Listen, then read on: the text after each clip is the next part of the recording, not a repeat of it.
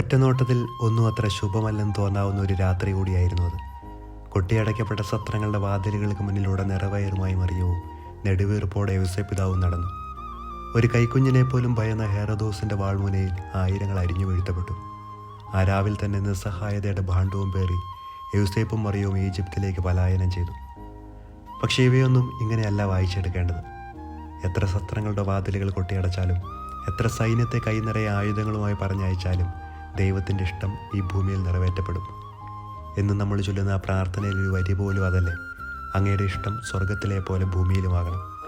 അങ്ങനെയെങ്കിൽ ക്രിസ്തുമസ് നമ്മെ പഠിപ്പിക്കുന്ന മനോഹരമായ പാഠങ്ങളിലൊന്ന് ഇതാണ്: നമ്മുടെയൊക്കെ ജീവിതത്തിൽ ദൈവത്തിൻ്റെ ഇഷ്ടം നിറവേറ്റപ്പെടും. ദിശ തെറ്റി നിൽക്കുമ്പോൾ വഴി തെളിക്കാനായിട്ട് ഒരു താരകമെങ്കിലും തെളിയും. നിന്റെ ഇല്ലായ്മയുടെ പുൽക്കൂട്ടിലും രാജാക്കന്മാരെ അവിടുന്ന് വിരുന്നിനിരുത്തും. തോളിലെ ചിറകില്ലെങ്കിലും നിന്റെ സ്വപ്നങ്ങൾക്ക് ചിറക് പകരുന്ന മാലാഖമാർ വരിക തന്നെ ചെയ്യും.